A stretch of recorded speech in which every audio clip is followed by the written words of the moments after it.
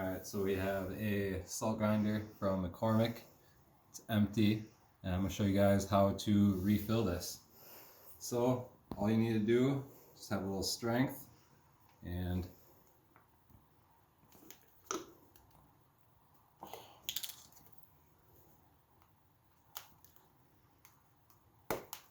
pop it off. Now you can take your salt. There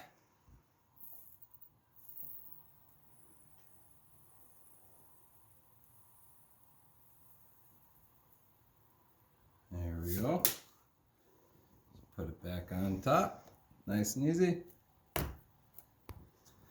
And look at that, saving you guys money.